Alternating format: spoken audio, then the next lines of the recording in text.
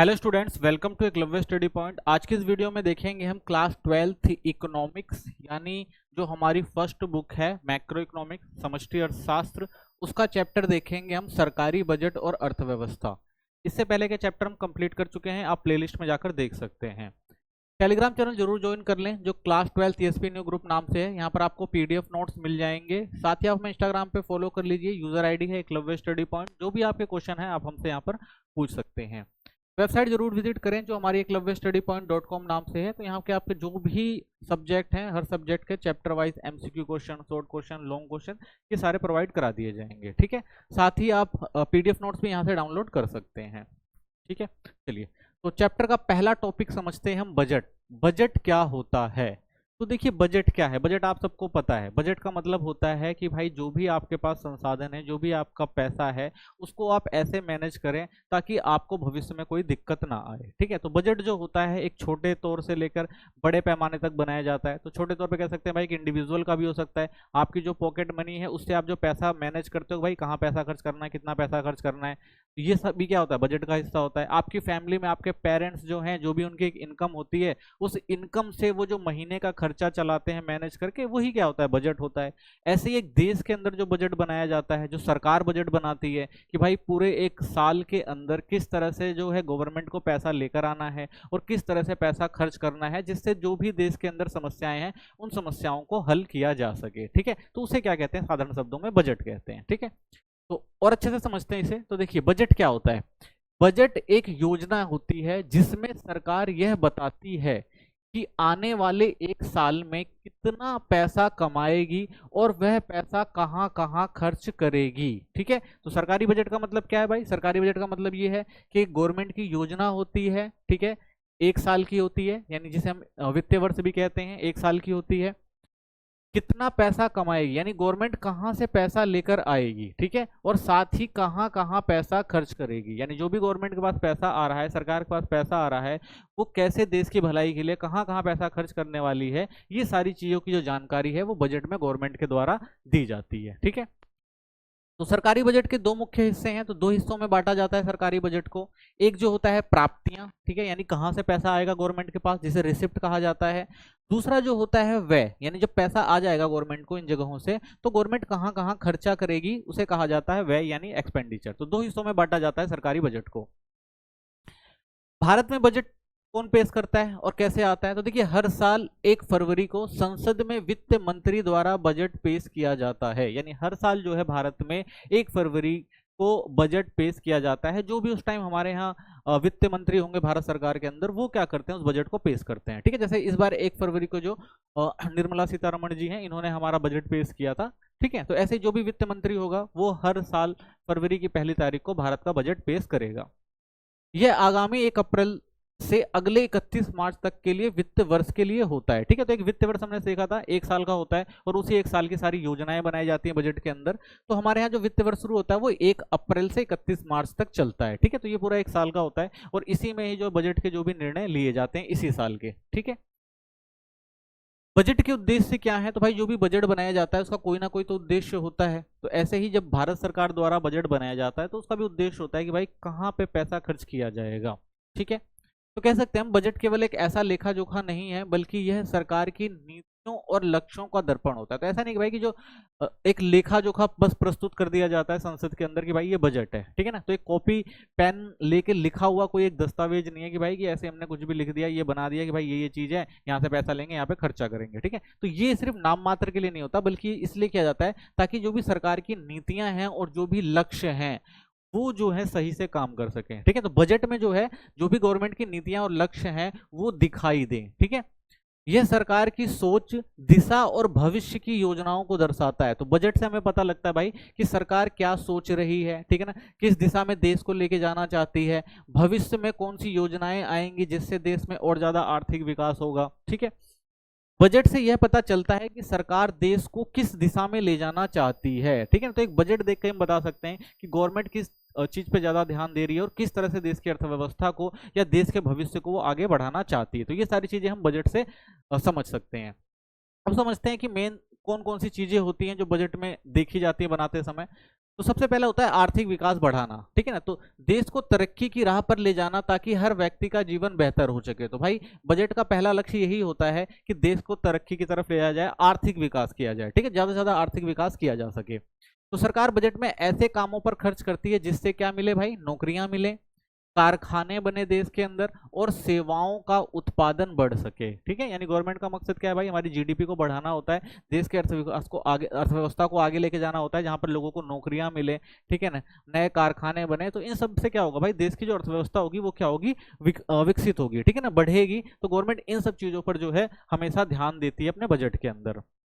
इससे देश का विकास होता है और लोगों का जीवन स्तर भी सुधरेगा, ठीक है। तो इससे क्या होता है भाई, एक तो देश जो हमारी तरक्की करेगा, और साथ ही अगर देश तरक्की कर रहा है, ठीक है ना, अगर सारी चीजें अच्छे से चल रही है, देश की अर्थव्यवस्था अच्छे से चल रही है, तो लोगों को नौकरियां मिलेंगी, लोग काम करेंगे, तो उनका जीवन स्तर भी जो है काफी अच्छे से चलेगा, ठीक है। तो इन सब इस चीज का भी जो ध्यान दिया जाता है जब बजट बनाया जाता है। तो आय में असमानता विषमता को कम करना, ठीक है। तो आय में आपने देखा हो भाई, भारत ऐसा देश है जहां पर आपको बहुत सारे अमीर लोग भी दिखाई देंगे, बहुत सारे गरीब लोग भी दिखाई देंगे, तो इनके अंदर आपको असमानताएं भी दिखाई देंगी। तो उस असमानता को भी क्या है, इस बजट के द्वारा गवर्नमेंट कम करने की कोशिश करती है। तो अमीर और गरीब के बीच की खाई को कम करना होता है, ठीक है। क्यों, देखिए, सरकार अमीरों से ज्यादा टैक्स लेती है और गरीबों को सस्ती चीजें हो गई, मुफ्त शिक्षा हो गई, और स्वास्थ्य सेवाएं हो गई, ये सारी चीजें देती हैं, ठीक है। तो ये किस लिए भाई, क्योंकि जो अमीर है जिसके पास पैसे है वो सारी सुविधाएं आराम से ले सकता है, लेकिन जो गरीब है जिनके पास पैसा नहीं है तो उनको क्या होता है भाई, इन सुविधाओं की कमी होती है, ठीक है। तो इसलिए गवर्नमेंट क्या करती है भाई, उनको सस्ती चीजें मुहैया करवाने की कोशिश करती है, अमीरों पर ज्यादा टैक्स लेती है और उस टैक्स को खर्च करने की कोशिश करती है गरीबों पर। जैसे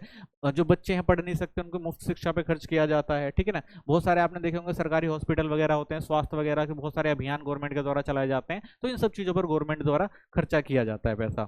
इससे सभी को समान अवसर मिलते हैं। तो इससे क्या होता है भाई, एक जो गरीब है जिसके पास बेसिक सुविधाएं नहीं है, उनको भी सुविधाएं मिलती हैं और वो भी आगे बढ़ सकते हैं, ठीक है ना, अपने भविष्य को अच्छा बना सकते हैं। तीसरा आता है आय का पुनर्वितरण। तो इसका उद्देश्य होता है भाई, धन केवल अमीरों के पास ही ना रहे, गरीबों तक भी पहुंचे। तो गवर्नमेंट की ये होती है भाई कि ऐसा नहीं कि अमीर अमीर होता जाए, उसके पास पैसे ही पैसे हैं, और गरीब जो हो वो दो वक्त की रोटी भी खाना पाए, ठीक है। तो इसलिए गवर्नमेंट कोशिश करती है भाई कि जो आय का पुनर्वितरण किया जाए, ठीक है, यानी आय जो है गरीबों तक भी पहुंचाई जाए। तो सरकार टैक्स और योजनाओं के जरिए अमीरों से पैसा लेकर गरीबों की मदद करती है, ठीक है। तो आपने देखा होगा भाई, गवर्नमेंट जो है वो अमीरों पर जो है ज्यादा टैक्स लगाती है, और जो पैसा रिकवर होता है उससे गवर्नमेंट क्या करता है भाई, कोशिश करती है गवर्नमेंट कि जो गरीब लोग हैं उनको छूट दी जाए, ठीक है। जैसे सब्सिडी देना, तो आपने देखा होगा भाई, बहुत सारी चीजों पर गवर्नमेंट जो है गरीब लोगों को सब्सिडी देती है, ठीक है ना। बहुत सारी ऐसी चीजें होती हैं जो महंगी होती हैं, तो गवर्नमेंट सस्ती करके आम लोगों तक भी पहुंचाने का काम करती है, जैसे गैस सिलेंडर वगैरह हो गए। मुफ्त राशन आपने देखा होगा एक योजना है गवर्नमेंट की भाई, जो गरीब हैं, ठीक है ना, जिनके पास इतने पैसे नहीं है कि भाई वो अच्छा पोषण ले सके, तो इसके लिए गवर्नमेंट ने क्या किया भाई, मुफ्त राशन की व्यवस्था करा रखी है।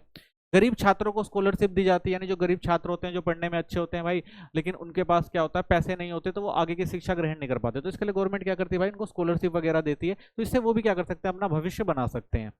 ये समाज में समानता और न्याय लाता है। तो इससे क्या होता है भाई, देश में समानता और न्याय आती है, यानी उन लोगों को भी समानता मिलती है भाई जिनके पास, जो आर्थिक रूप से संपन्न नहीं है, तो वो भी जो है मुख्य धारा से जुड़ सके, ठीक है ना, कंपटीशन कर सके अमीर लोगों के साथ। तो इससे क्या होती है भाई, न्याय और समानता मिलती है। आर्थिक स्थिरता बनाए रखना होता है, तो देश की अर्थव्यवस्था को झटकों या फिर मंदी हो गई या फिर महंगाई हो गई से बचाना होता है। तो भाई एक काम गवर्नमेंट ये भी करती है जब बजट बनाती है कि देश की अर्थव्यवस्था जो है सुचारू रूप से चल सके, उसमें कोई समस्या ना आ जाए, ऐसा ना हो कि भाई मंदी आ जाए, या ऐसा ना हो कि महंगाई आ जाए जिससे देश की अर्थव्यवस्था जो है अस्थिर हो जाए। तो जब महंगाई बढ़ती है तो सरकार टैक्स बढ़ाकर खर्च कम करती है, यानी महंगाई बढ़ रही है, मार्केट में ज्यादा पैसे फ्लो हो रहा है, तो गवर्नमेंट क्या करती है भाई, टैक्स बढ़ा देती है, जिससे क्या होता है कि जो चीजें जो होती है वो महंगी हो जाती हैं, और उसके बाद जो महंगाई होती है वो धीरे धीरे कंट्रोल में आती है, ठीक है। तो ये भी नीति गवर्नमेंट अपनाती है, किसके द्वारा, बजट में बहुत सारी चीजों का प्रावधान करके। जब मंदी आती है तो सरकार खर्च बढ़ाकर रोजगार और उत्पादन को बढ़ावा देती है, ठीक है। और मान लीजिए मंदी का दौर आ गया है, ठीक है ना, बहुत सारी चीजों की कमी हो जाती है, ठीक है ना, लोगों के पास आय नहीं रह जाती, तब गवर्नमेंट उस समय ब्याज जो भी बहुत सारी चीजें जो होती हैं, ब्याज दर को कम करना हो गया, या मार्केट में पैसा फ्लो करने के लिए ज्यादा लोन प्रोवाइड करने के लिए, तो ये सारी चीजें भी जो गवर्नमेंट जो है वो बजट में रखती है कि भाई उन सब लोगों को प्रोत्साहन देकर जो है मंदी से जो है निपटा जा सके, ठीक है। तो ये सारी चीजें जो गवर्नमेंट बजट के अंदर देखती है।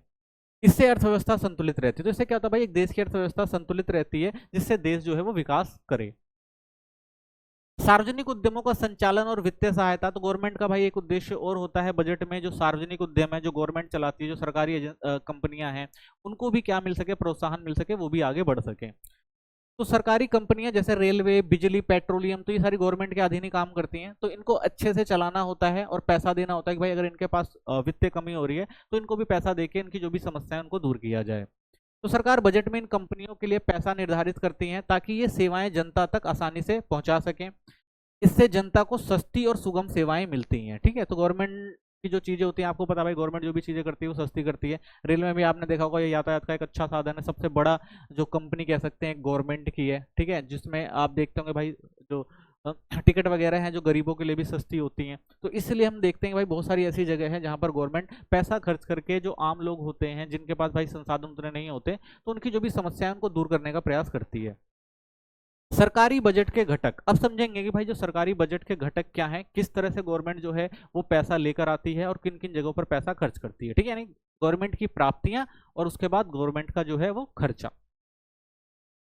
तो सरकारी बजट की जब हम बात करते हैं तो सरकारी बजट दो भागों में डिवाइड होता है। एक राजस्व बजट होता है और एक होता है पूंजीगत बजट। ठीक है, तो ये बजट जो होता है वो राजस्व से इकट्ठा किया जाता है, ये जो होता है वो पूंजीगत प्राप्तियों से इकट्ठा किया जाता है। ठीक है, तो राजस्व प्राप्तियां होती हैं इसके अंदर। तो राजस्व बजट जो होता है, दो चीज होंगी राजस्व बजट के अंदर। ठीक है, जिसे हम राजस्व बजट कहते हैं, इसके अंदर राजस्व से ही सारा काम करती है गवर्नमेंट। इसके अंदर राजस्व से ही गवर्नमेंट क्या करती है, प्राप्ति करती है, यानी टैक्स से पैसा इकट्ठा करती है और टैक्स का पैसा ही गवर्नमेंट जो है वो खर्च करती है। तो इसे क्या कहा जाता है, राजस्व बजट कहा जाता है, जिसके अंदर दो चीज होती है, राजस्व प्राप्तियां और राजस्व व्यय।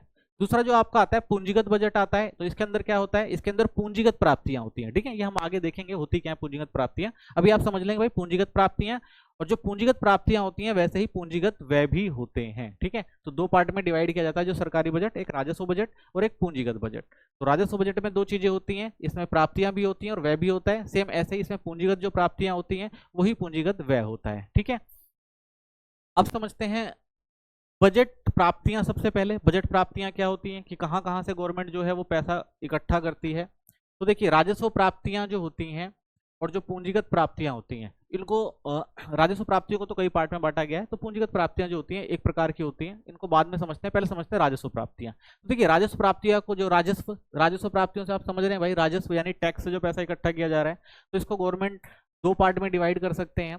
पहला जो होता है वो कर राजस्व, ठीक है, और दूसरा जो होता है गैर कर राजस्व, यानी कि यहाँ जो आएगा आपको टैक्स से पैसा आएगा और यहाँ पर जो पैसा आएगा वो बिना टैक्स से पैसा आएगा। ठीक है, लेकिन जब इन दोनों को जोड़ देते हैं तो हमारा राजस्व प्राप्तियां बन जाता है। तो अब सबसे पहले समझते हैं भाई कर राजस्व क्या होता है। तो देखिए कर राजस्व यानी जब गवर्नमेंट कर लेके पैसा इकट्ठा करती है, तो गवर्नमेंट जब कर लेती है तो दो तरह से लेती है, एक प्रत्यक्ष रूप से आपसे कर लेती है और एक अप्रत्यक्ष रूप में आपसे कर वसूलती है।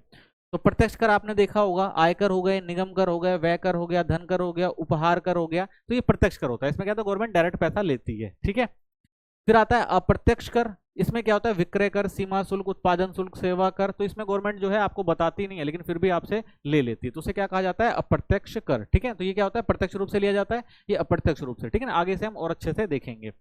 फिर आता है इसी के अंदर गैर कर राजस्व। ठीक है, तो ये हमने देख लिया भाई कर राजस्व से यानी टैक्स से पैसा इकट्ठा किया यहाँ गवर्नमेंट ने। यहाँ पे गवर्नमेंट जो है वो टैक्स से पैसा वसूलती नहीं है, बल्कि बिना टैक्स के भी बहुत सारी चीजें वसूलती है। ठीक है, जिसमें ब्याज हो गया, लाभ व लाभांश हो गए, फीस व जुर्माना हो गया, विदेशी अनुदान हो गया, विशेष आकलन हो गया। तो यहाँ से जो है गवर्नमेंट पैसा इकट्ठा करती है। ठीक है, ये गवर्नमेंट के आय के साधन है। ठीक है ना, कर राजस्व और गैर कर राजस्व। ठीक है, तो ये गवर्नमेंट के क्या है, आय के साधन है, और ये जो है दो पार्ट में डिवाइड है। ठीक है, जो कर राजस्व है वो भी दो पार्ट में आप देख सकते हैं डिवाइड है।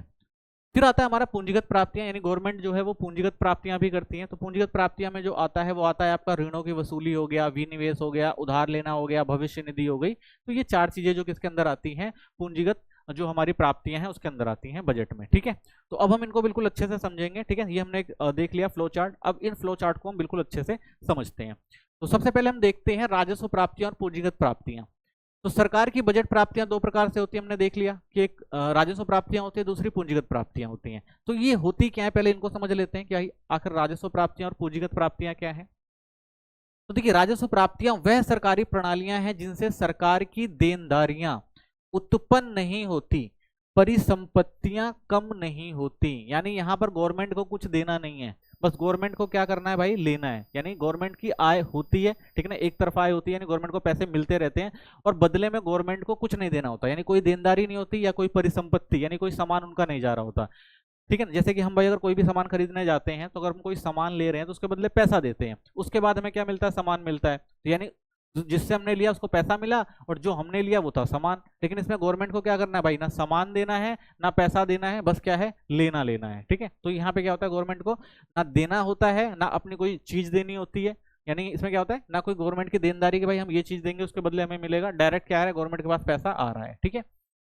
दूसरा आता है पूंजीगत प्राप्तियां। ये सरकारी प्राप्तियां जिनसे सरकार की देनदारियां उत्पन्न होती हैं, परिसंपत्तियां भी क्या होती हैं, कम होती हैं। तो इसमें क्या है भाई, अगर गवर्नमेंट को पैसा चाहिए तो गवर्नमेंट अगर कहीं से आय कर रही है तो उसके बदले में गवर्नमेंट को कुछ देना पड़ेगा। ठीक है, मान लीजिए यहाँ पे अगर गवर्नमेंट के पास भाई कोई भी प्रॉपर्टी है तो गवर्नमेंट पहले उस प्रॉपर्टी को देगा, तो इसका मतलब क्या हो गया, उसकी जो परिसंपत्ति है वो गई। ठीक है, और उसके बाद क्या आया, गवर्नमेंट के पास पैसा आया। ठीक है, तो इसमें क्या होता है, देनदारी होती है और परिसंपत्तियां भी जो है वो कम होती हैं। और इसके अंदर क्या होता है, ना देनदारियां होती हैं ना परिसंपत्तियां होती हैं, बस गवर्नमेंट के पास पैसा आता आता है। ठीक है, तो ये इनमें यह है एक मेजर डिफरेंस है।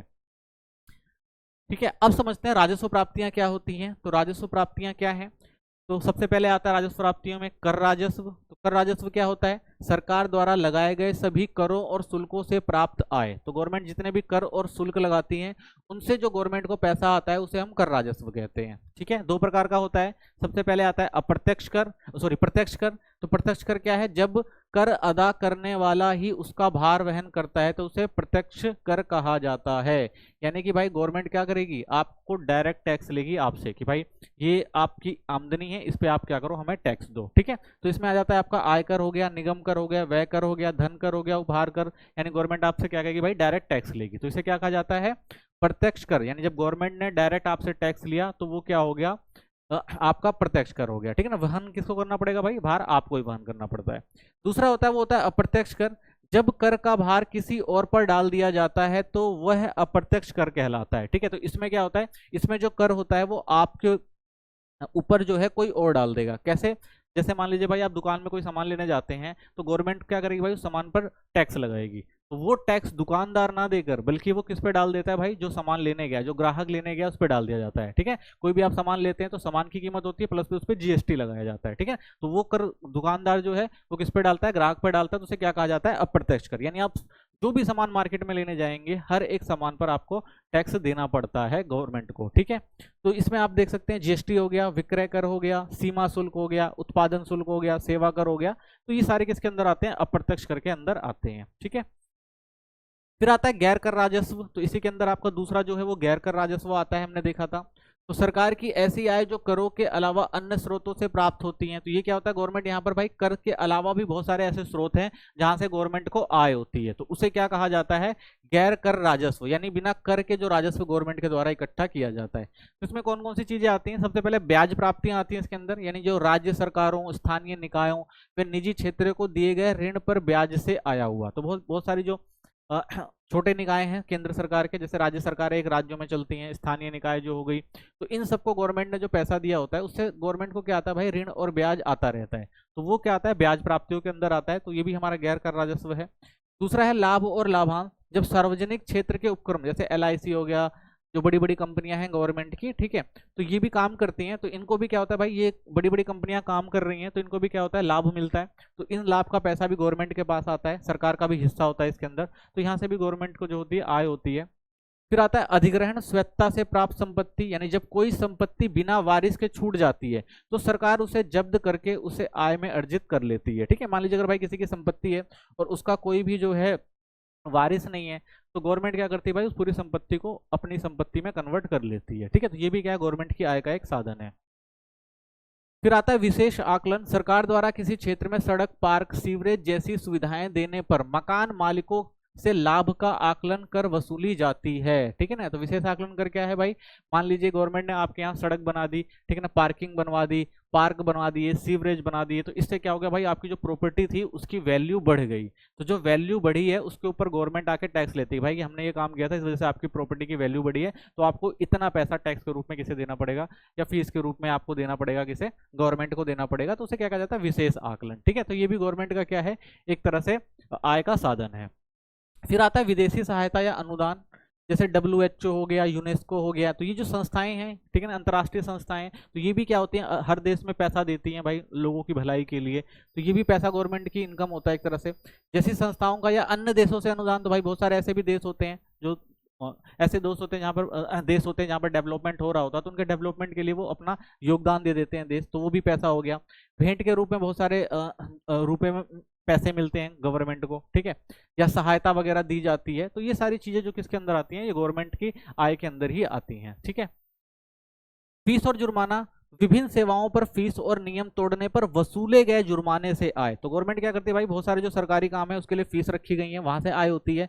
अगर कोई नियम जो बनाए गए हैं वो तोड़ते हैं, उनके लिए भी भाई जुर्माना रखा गया है, तो ये भी क्या है, गवर्नमेंट की आय के साधन है, ठीक है। जैसे स्कूल फीस हो गई, कोर्ट फीस हो गई, पासपोर्ट लाइसेंस फीस, अस्पताल कार्ड, जुर्माना, तो ये सारे क्या है, ये गवर्नमेंट वसूलती है, तो इससे भी क्या होता है, गवर्नमेंट की आय बनती है, ठीक है। तो इस तरह से हमारे दो हो गए, कर राजस्व और गैर कर राजस्व। अब देखते हैं पूंजीगत प्राप्तियां क्या होती हैं, ठीक है ना, पूंजी के रूप में कैसे पैसा इकट्ठा करती है गवर्नमेंट। देखिए, सरकार की वे प्राप्तियां जिनसे या तो देयताएं उत्पन्न होती हैं या सरकारी परिसंपत्तियां घटती हैं। तो इसमें क्या होता है, हमने देखा ही था भाई कि पूंजीगत प्राप्तियां वही होती हैं, अगर गवर्नमेंट को क्या करना है, पैसे लेने हैं, आय करनी है, तो कुछ ना कुछ देना पड़ेगा, ठीक है ना, तो उससे क्या होगा, गवर्नमेंट की जो देयता भी बनेगी और परिसंपत्तियां भी कम होंगी, उसके बाद जो है गवर्नमेंट की आय होती है। ये एक बार की आय होती है, तो ठीक है ना, एक टाइम पे ट्रांजेक्शन होता है ये, और इससे सरकार के ऋण या व्यय के स्थायी समाधान नहीं होते। तो भाई ये एक टाइम की आय होती है ना, तो भाई क्योंकि गवर्नमेंट ने अगर मान लीजिए कोई भी एक सरकारी चीज बेची है, तो एक ही बार तो गवर्नमेंट ने उसे बेचा, एक ही बार तो आय मिलेगी, उस वस्तु पे बार बार आय तो मिलेगी नहीं। तो इससे क्या होता है भाई, कोई गवर्नमेंट को कोई ज्यादा फायदा नहीं होता, क्योंकि ऋण और व्यय का जो है स्थायी समाधान तो नहीं है ना, कि भाई एक बार बेच के उसके बाद ऋण चुका दिया, अगली बार कोई ऋण नहीं लेगा, तो ऋण तो रहता ही है, ठीक है। तो इससे जो है गवर्नमेंट का जो है ऋण या जो भी व्यय होता है उसका स्थायी समाधान नहीं होता है। पूंजीगत प्राप्तियों के मुख्य स्रोत कौन कौन से हैं, तो पूंजीगत प्राप्तियां कहां कहां से आती हैं ये समझते हैं।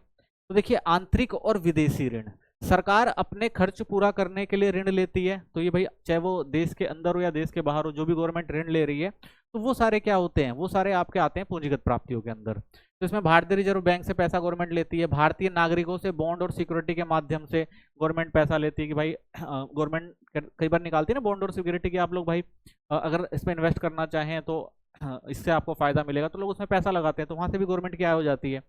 विदेशी सरकार व संस्थाओं जैसे विश्व बैंक और IMF से भी गवर्नमेंट कई बार पैसा लेती है, ठीक है, लेकिन ये जो पैसा होता है वो ब्याज पे मिलता है। यह सरकार की देयता बढ़ाता है, इसलिए पूंजीगत प्राप्तियां, ठीक है। तो ये जितनी भी चीजें हैं यहाँ पर, अगर गवर्नमेंट ने यहाँ से पैसा लिया हुआ है, तो इसके बदले में गवर्नमेंट को कुछ ना कुछ देना पड़ता है ब्याज के रूप में, ठीक है। तो इसलिए ये जो चीजें होती हैं वो किसके अंदर आती हैं, पूंजीगत प्राप्तियों से। ऋणों और अग्रिमों की वसूली, तो सरकार ने जो ऋण पहले राज्य सरकारों, केंद्र शासित प्रदेशों, विदेशी सरकारों या सार्वजनिक उपक्रमों को दिए थे, उनकी वसूली पूंजीगत प्राप्ति मानी जाती है। तो भाई मान लीजिए गवर्नमेंट ने पहले ऋण दे रखे हैं, सरकार जो भी हमारे जो भी राज्य सरकारें वगैरह हो गई, केंद्र शासित प्रदेश हो गए, या विदेशों में गवर्नमेंट ने पैसा दे रखा है, तो उनसे जो भी पैसा गवर्नमेंट वसूलती है, ठीक है ना, तो वो सारी किसके अंदर आती हैं, पूंजीगत प्राप्तियों के अंदर आती हैं, ठीक है। फिर आता है विनिवेश। जब सरकार अपने सार्वजनिक क्षेत्रों के उपक्रम पीएसओ के शेयर आंशिक या पूर्ण रूप से बेचती है, तो उससे होने वाली संपत्ति भी जो है पूंजीगत प्राप्ति कहलाती है, इससे सरकार की परिसंपत्तियों में कमी आती है। तो आपने देखा होगा भाई कई बार ऐसे सरकारी संस्थान होते हैं जो अच्छे से काम नहीं कर रहे होते हैं, तो गवर्नमेंट क्या करती है, उनको बेच देती है, ठीक है। तो उससे भी जो पैसे प्राप्त होते हैं उसको किस में रखा जाता है, पूंजीगत प्राप्तियों में रखा जाता है, ठीक है ना। तो विनिवेश किस में आता है, पूंजीगत प्राप्तियों में।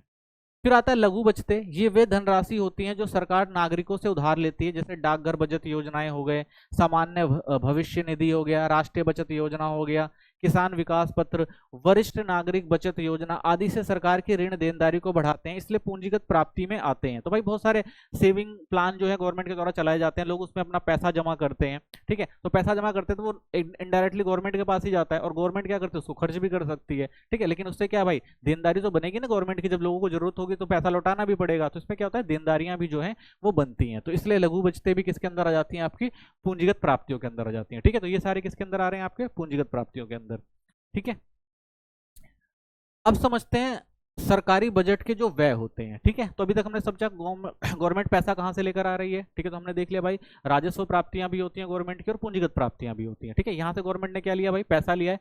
अब आता है कि गवर्नमेंट जो भी लोक कल्याणी कार्य है उसके अंदर पैसा लगाएगी, और वो कहां से लगाती है, वो बजट व्यय के द्वारा लगाती है। तो किन किन क्षेत्रों में कहां से लगता है पैसा, तो राजस्व व्यय होता है एक, तो ठीक है, और दूसरा क्या होता है, पूंजीगत व्यय होता है, ठीक है। तो सबसे पहले समझते हैं राजस्व व्यय, यानी गवर्नमेंट राजस्व का पैसा कहां खर्च करती है, तो राजस्व वह खर्चा होता है जिससे ना तो कोई परिसंपत्ति बनती है और ना ही सरकार की देनदारियां कम होती हैं। तो हमने देखा था भाई राजस्व प्राप्तियां वो थी जहां पे गवर्नमेंट को कुछ देना नहीं पड़ता था, बस क्या होता था उसके पास पैसा आता था।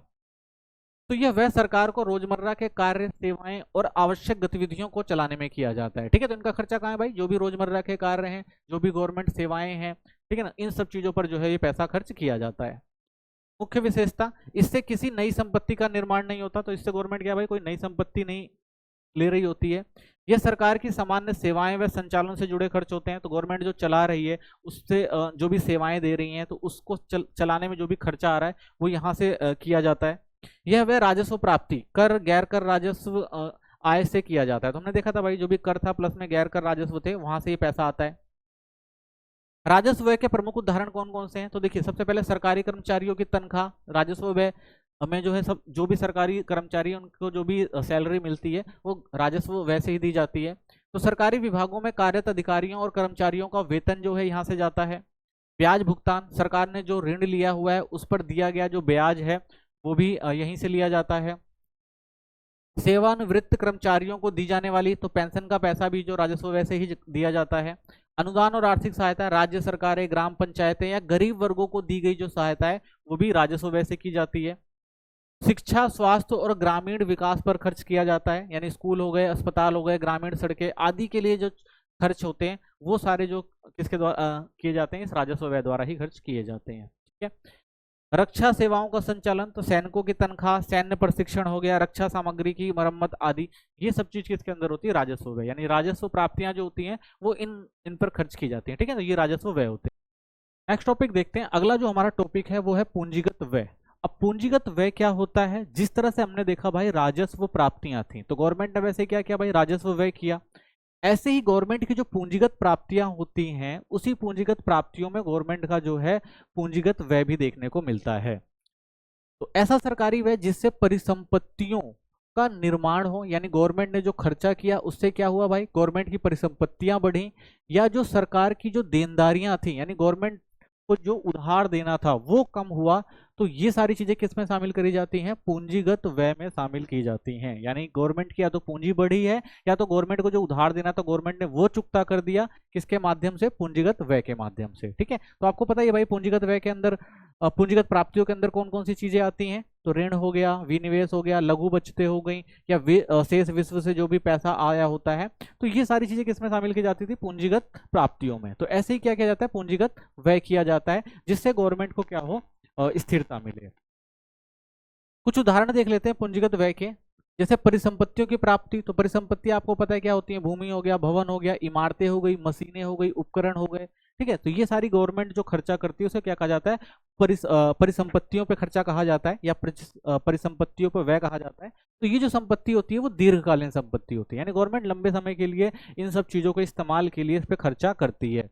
ठीक है, तो इससे क्या होता है, सरकार की पूंजी बढ़ती है, तो इसलिए से क्या कहा गया है भाई, पूंजीगत व्यय। तो ये किस में आते हैं, पूंजीगत व्यय के अंदर आते हैं। दूसरा, शेयर की खरीद, जब सरकार घरेलू या विदेशी कंपनियों के शेयर खरीदती है तो यह निवेश के रूप में माना जाता है और इससे सरकार की परिसंपत्तियां बढ़ती हैं, अतः यह भी क्या है, पूंजीगत व्यय है।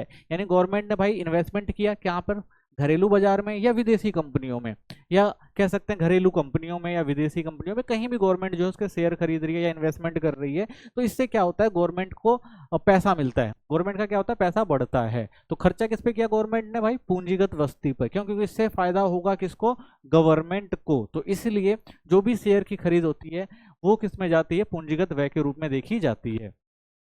राज्यों, केंद्र शासित प्रदेशों और सरकारी कंपनियों को दिया गया ऋण, ये भी किस में आएगा भाई, पूंजीगत व्यय के रूप में आएगा, क्योंकि यहाँ पर भी गवर्नमेंट ने क्या किया, जो खर्चा किया है उससे फायदे के लिए ही खर्चा किया है। यानी जब केंद्र सरकार इन निकायों को ऋण देती है तो वह क्या बन जाती है, एक वित्तीय परिसंपत्ति बन जाती है, इसलिए जिससे यह पूंजीगत व्यय कहलाता है। क्योंकि गवर्नमेंट ने जो खर्चा किया है, चाहे वो लोन के रूप में राज्यों को दिया हो, केंद्र शासित प्रदेशों को दिया हो, या किसी भी सरकारी कंपनी को दिया हो, तो इससे क्या होगा भाई, ये जो व्यय है ये किस में आ रहा है, ये आ रहा है आपका एक तरह से निवेश के रूप में, क्योंकि गवर्नमेंट को वहां से क्या मिलेगा भाई, ब्याज मिलेगा। तो इसलिए गवर्नमेंट ने ये जो व्यय किया है वो किस में शामिल किया जाएगा, पूंजीगत व्यय के रूप में शामिल किया जाएगा। ठीक है, चलिए नेक्स्ट टॉपिक देखते हैं कि सरकारी बजट की स्थिति क्या होती है, यानी गवर्नमेंट जो सरकारी बजट बनाती है उसकी स्थितियां किस रूप में होती हैं। तो दो तरह से देख सकते हैं, जब भी बजट बनता है तो उसकी दो स्थिति होती है, या तो बजट संतुलित होगा, ठीक है, संतुलित बजट बन सकता है, और दूसरा असंतुलित बजट हो सकता है। तो असंतुलित बजट के भी दो रूप हो सकते हैं,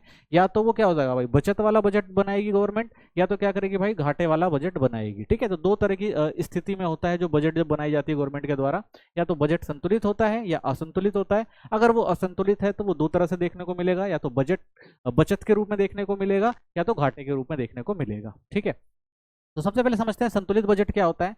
तो सरकार का वह बजट जिसमें सरकार की अनुमानित जो भी प्राप्तियां हैं, यानी इसने जो भी राजस्व पूंजीगत जो था सरकार के जो अनुमानित व्यय के बराबर दिखाई गई, तो संतुलित बजट कहलाता है। यानी गवर्नमेंट ने जो भी राजस्व या पूंजीगत प्राप्तियां करी और उतना ही उसने क्या किया, खर्चा कर दिया, तो वो क्या हो गया, संतुलित बजट हो गया। जैसे जो भी गवर्नमेंट की अनुमानित प्राप्तियां थी, चाहे वो राजस्व प्राप्तियां हो चाहे वो पूंजीगत प्राप्तियां हो, तो गवर्नमेंट ने किस पे खर्चा कर दिया भाई, अनुमानित जो भी अनुमानित व्यय था, यानी जो भी उसकी व्यय था, जो कह सकते हैं राजस्व व्यय था या जो पूंजीगत व्यय था, टोटल खर्चा कर दिया। यानी मान लीजिए गवर्नमेंट ने 1000 करोड़ का जो है वो राजस्व जो भी प्राप्तियां थी, और उस 1000 प्राप्तियों को गवर्नमेंट ने क्या किया, पूरा खर्चा कर दिया, ठीक है, तो अनुमानित व्यय कर दिया। तो इसका मतलब क्या हो गया भाई, कि जितना गवर्नमेंट के पास पैसा आया, गवर्नमेंट ने पूरे पैसे का यूज कर लिया, ठीक है, लोक कल्याण के लिए। तो ये क्या हो गया, सरकार का संतुलित बजट हो गया, ठीक है। अब संतुलित बजट के मुख्य गुण क्या है, तो यह वित्तीय स्थायित्व को यकीनी बनाता है। यानी इससे क्या होता है भाई, जो गवर्नमेंट की जो वित्तीय स्थिति है वो दिखाता है भाई बिल्कुल सही चल रही है, गवर्नमेंट सही जितना कमा रही है उतने हिसाब से ही खर्चा कर रही है, फिजूल खर्ची नहीं कर रही है। यानी सरकार फिजूल खर्ची से बचती है, यानी उसे जितनी जरूरत है उतना ही वो क्या कर रही है, खर्चा कर रही है। इसके दोष क्या हो सकते हैं, तो इसके दोष सकते हैं भाई, आर्थिक विकास की प्रक्रिया अवरुद्ध हो सकती है, कल्याणकारी पगों का क्षेत्र सीमित हो सकता है। यानी अगर गवर्नमेंट क्या करती है भाई, संतुलित बजट बना के चलती है, इसका मतलब गवर्नमेंट रिस्क नहीं ले रही है, और गवर्नमेंट अगर रिस्क नहीं लेगी तो फिर अर्थव्यवस्था का विकास कैसे करेगी, ये समस्या देखने को मिलेगी। और क्या हो सकता है कि भाई जो गवर्नमेंट लोक कल्याणी काम करना चाहती है, यानी लोगों की भलाई के लिए जो काम करना चाहती है, और उसमें पैसे की ज़्यादा ज़रूरत है, और गवर्नमेंट सोच रही भाई जितना पैसा उतना ही खर्च किया जाए, तो इससे जो कल्याणकारी काम होंगे वो रुक जाएंगे, ठीक है। तो ये इसका दोष है। फिर आता है आपका असंतुलित बजट। तो असंतुलित बजट वह बजट होता है जिसमें सरकार की प्राप्तियां और व्यय बराबर नहीं होते, ठीक है। तो इसमें क्या होगा भाई, जो प्राप्तियां हैं यानी गवर्नमेंट को जो पैसा प्राप्त हुआ है और जो गवर्नमेंट ने खर्चा किया है वो कभी बराबर नहीं होता, ठीक है। तो दो तरह से हो सकता है, या तो गवर्नमेंट क्या करेगी भाई, उसे बचा लेगी यानी बचत का बजट, या गवर्नमेंट क्या करेगी भाई, घाटे वाला बजट होगा कि गवर्नमेंट ज्यादा पैसा खर्च करेगी। तो सबसे पहले समझते हैं बचत का बजट क्या होता है, ठीक है, इसको आप ध्यान से समझें। जब बजट में सरकार की प्राप्तियां यानी गवर्नमेंट के पास जो प्राप्तियां हैं सरकार के खर्चे से अधिक दिखाई जाती हैं, यानी गवर्नमेंट ने क्या किया भाई, ज्यादा जो है वो प्राप्तियां करी हैं और खर्चा जो है वो क्या किया है, कम किया है, उस बजट को बचत का बजट कहते हैं। सरकार का राजस्व सरकार के व्यय से अधिक होता है, यानी सरकार क्या कर रही है भाई, जो बचा रही है ज्यादा, ठीक है ना। गवर्नमेंट क्या करती है भाई, जो उसका राजस्व आया है या जो भी पैसा उसके पास जो भी प्राप्तियां हुई हैं, तो उस प्राप्तियों को गवर्नमेंट ने जो है वो ज्यादा खर्च नहीं किया। तो बचत का बजट क्या होगा भाई, अनुमानित सरकारी प्राप्तियां जो हैं वो क्या है, ज्यादा है, और अनुमानित सरकारी व्यय है वो क्या है, कम है। यानी गवर्नमेंट ने क्या किया भाई, जो गवर्नमेंट के पास 1000 करोड़ अगर आए थे तो गवर्नमेंट ने क्या किया भाई, सिर्फ 900 करोड़ जो है वो खर्च किए। तो इसका मतलब क्या हो गया, जो गवर्नमेंट ने जो 100 करोड़ थे वो क्या किए, बचा लिए, ठीक है। तो इसे क्या कहा जाएगा, बचत का बजट, यानी गवर्नमेंट ने क्या किया, पैसा बचाया है। तो बचत के जो हमारा बचत होती है उस बचत के बजट के क्या गुण होते हैं, तो सरकारी बजट में अगर बचत से देश की वित्तीय स्थिरता बढ़ जाती है, ठीक है। तो इससे क्या होगा भाई, कि अगर गवर्नमेंट ने बचत कर लिया है तो उसकी जो वित्तीय स्थिरता है वो बढ़ जाती है, यानी गवर्नमेंट ज़्यादा स्थिर रहेगी अगर पैसा ज़्यादा है तो। बजट में बचत का हिस्सा भविष्य की विकास परियोजनाओं में इंफ्रास्ट्रक्चर, शिक्षा, स्वास्थ्य और अन्य महत्वपूर्ण क्षेत्रों में निवेश किया जा सकता है, ठीक है। तो जो पैसा बचा हुआ है गवर्नमेंट के पास वो गवर्नमेंट बहुत सारी परियोजनाएं चला सकती है जिससे देश की तरक्की हो सकती है। सरकारी बचत के बजट से अनावश्यक खर्चों को नियंत्रित कर मुद्रास्फीति पर काबू किया जा सकता है, यानी गवर्नमेंट ने जो पैसा बचाया है तो उसको आवश्यकता अनुसार जरूरी चीजों पर खर्च किया जाएगा, तो इससे जो महंगाई वगैरह जो भी समस्या है उनको रोका जा सकता है। इसके दोष क्या है, सरकारी बचत बजट के कारण सरकारी खर्चों में कटौती हो जाती है जिससे आर्थिक विकास की गति धीमी हो जाती है। यानी गवर्नमेंट ने क्या किया भाई, पैसे को बचाना शुरू किया जो अन्य कल्याणकारी कामों में लगाए जा सकते थे, तो इससे जो आर्थिक विकास है वो क्या हो जाएगा, धीमा हो सकता है। महत्वपूर्ण परियोजनाओं में कटौती होती है, जनता में असंतोष फैल सकता है। तो भाई बहुत सारी जो, क्योंकि गवर्नमेंट पैसा बचा रही है तो इसका मतलब बहुत सारी जो परियोजनाएं उनमें कटौती करेगी, जिससे क्या होगी, जनता नाराज होगी क्योंकि उनके काम नहीं हो पाएंगे। सरकार के प्रति विश्वास में कमी आ जाएगी, यानी लोगों को लगेगा गवर्नमेंट क्या है भाई, लोगों के लिए काम ही नहीं कर रही है, ठीक है। तो इससे क्या होगा, लोगों के विश्वास में कमी आएगी सरकार के प्रति, तो ये समस्या हो सकती है।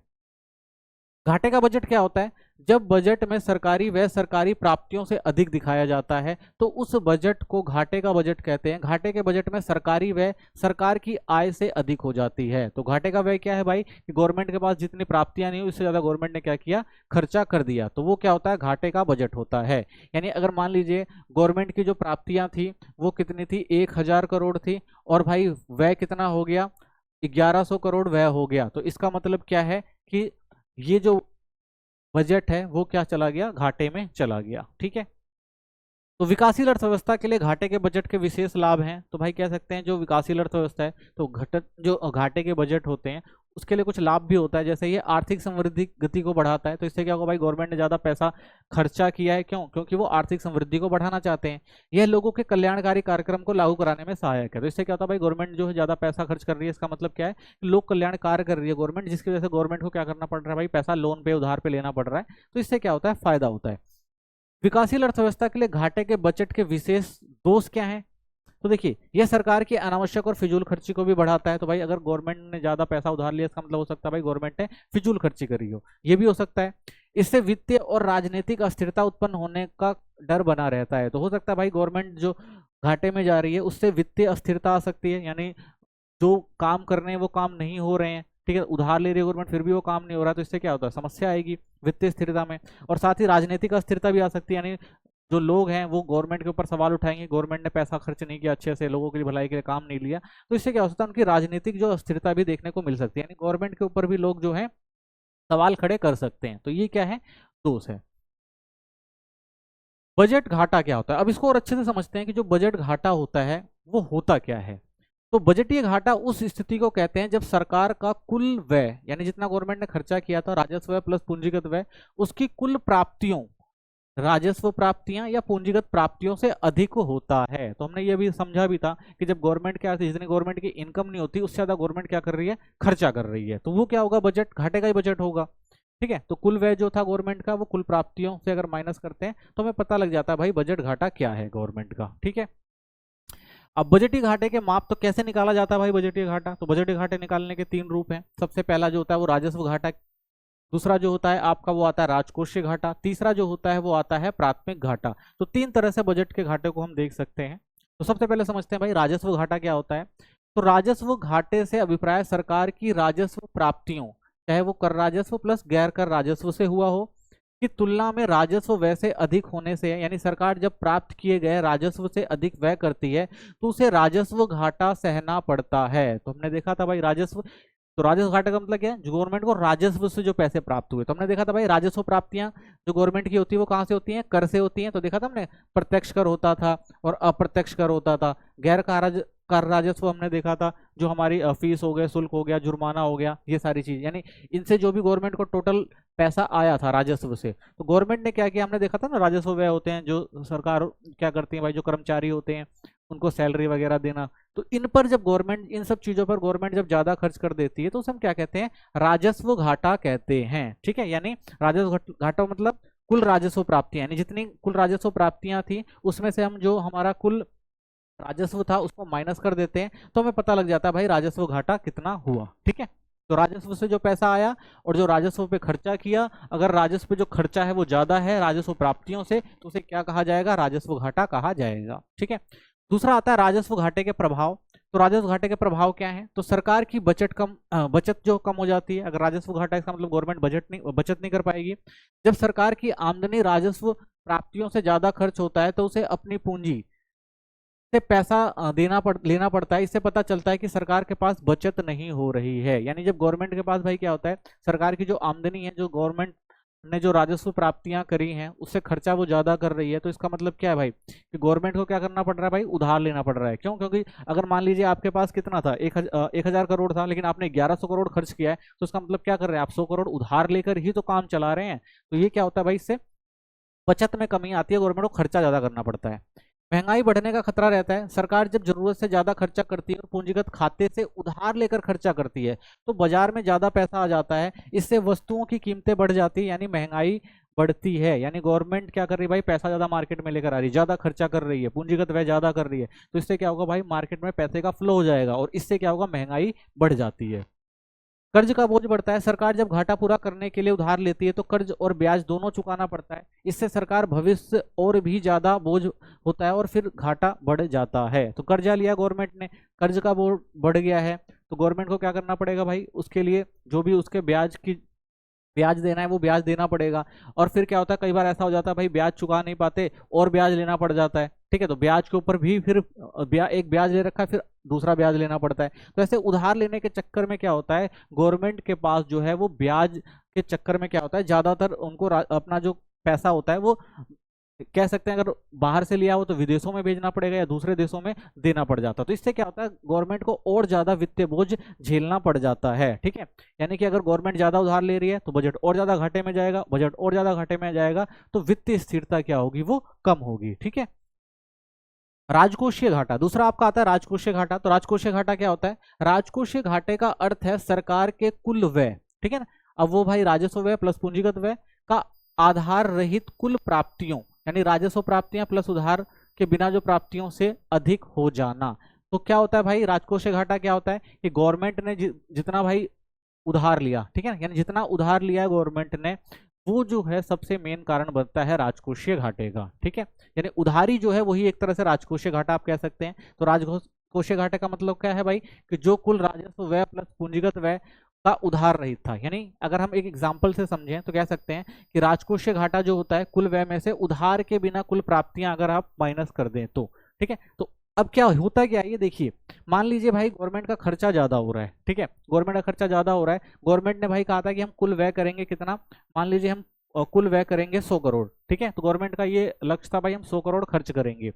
लेकिन जब गवर्नमेंट ने खर्चा किया तो वो खर्चा क्या हो गया भाई, गवर्नमेंट की जो प्राप्तियां थी, कुल प्राप्तियां जो थी वो कितनी हुई, कुल प्राप्तियां गवर्नमेंट की हुई भाई 80 करोड़, ठीक है। गवर्नमेंट की प्राप्तियां क्या है, 80 करोड़ है, लेकिन गवर्नमेंट को क्या करना था भाई, क्या चाहिए था, 100 करोड़ चाहिए था खर्च करने के लिए।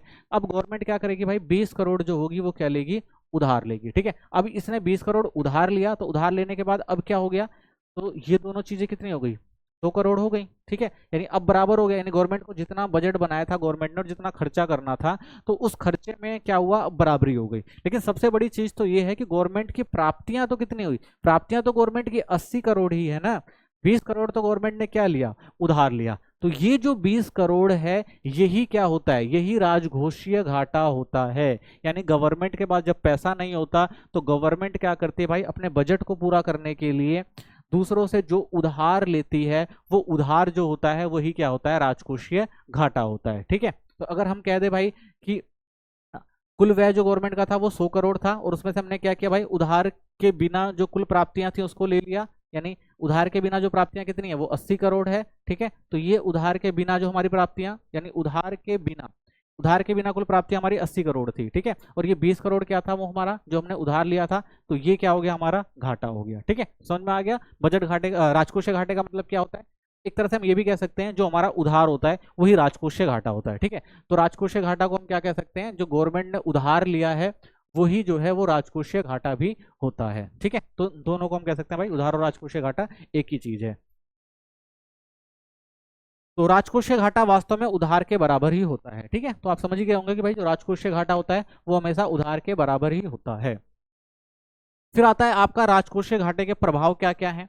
तो देखिए, राजकोषीय अगर घाटा हो रहा है तो महंगाई बढ़ती है, सरकार आरबीआई से उधार लेती है, नोट छापते हैं और कीमतें फिर से बढ़ जाती हैं।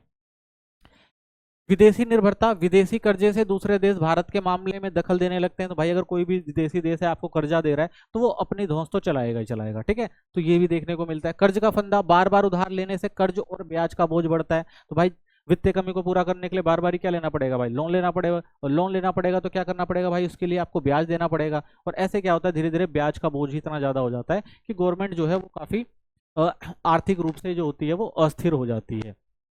जीडीपी में गिरावट, घाटा ज्यादा होने से विकास धीमा हो जाता है। अगर भाई बजट घाटा ज्यादा हो रहा है तो इसका मतलब क्या है, आप अच्छे कामों पे पैसा लगा नहीं सकते, तो इससे क्या होगा, जीडीपी में भी रुकावट आ सकती है। साख में कमी, सरकार की क्रेडिट रेटिंग गिरती है, विदेशी निवेश पैसा निकाल लेते हैं। तो भाई क्या होगा, जब एक देश पे ज्यादा बोझ होगा कर्जे का, ठीक है ना, तो दूसरे जो देश होंगे वो भी इन्वेस्टमेंट करने से डरेंगे और साथ ही आपको फिर से कर्ज देने से भी डरेंगे। तो इससे क्या होगा कि भाई जो आपकी जरूरी चीजें हैं करने के लिए आपको लोन लेना पड़ता है वो नहीं मिलेगा, ठीक है। तो आपकी जो क्रेडिट रेटिंग है वो भी क्या होगी, विश्व में गिरेगी, और इससे क्या होगा कि आपके पास निवेश के लिए पैसा नहीं आएगा, तो आपकी जो आर्थिक विकास दर है वो भी क्या हो जाएगी, गिर जाएगी। प्राथमिक घाटा क्या होता है, तो देखिए राजकोषीय घाटा में से जब सरकार द्वारा चुकाया गया ब्याज घटा दिया जाता है तो उसे जो बचता है वही प्राथमिक घाटा कहलाता है। तो गवर्नमेंट ने जो भी भाई उधार लिया हुआ है, तो जो भी उधार है उस उधार में से क्या माइनस कर दें आप, जो भी इंटरेस्ट है, तो वो क्या होता है, आपका प्राथमिक घाटा हो जाता है, ठीक है। तो प्राथमिक घाटे का मतलब ही क्या है कि भाई जो राजकोषीय घाटा था, यानी जो भी आपका उधार है उस उधार में से आपको क्या माइनस करना है, जो भी ब्याज की अदायगियां हैं, ठीक है। मान लीजिए आपने क्या लिया था भाई, 20 करोड़ का ब्याज लिया था, और इस 20 करोड़ पे जो भी आपको मान लीजिए अगर आप दे रहे हैं 1 करोड़ का ब्याज दे रहे हैं, तो फिर क्या हो गया आपका 19 करोड़ जो हो गया वो क्या हो गया, वो प्राथमिक घाटा कह सकते हैं, सॉरी, हाँ। तो प्राथमिक घाटा क्या होगा, राजकोष में से ब्याज के जाएगी, हाँ, तो 19 करोड़ क्या हो जाएगा आपका प्राथमिक घाटा हो जाएगा, ठीक है। तो इस तरह से हम इसको निकाल सकते हैं, ठीक है। तो इसी के साथ हमारा ये चैप्टर खत्म होता है, मिलते हैं नेक्स्ट चैप्टर में। थैंक्स फॉर वॉचिंग, चैनल को सब्सक्राइब करें, वीडियो को लाइक करें, कोई कमेंट हो तो जरूर करें।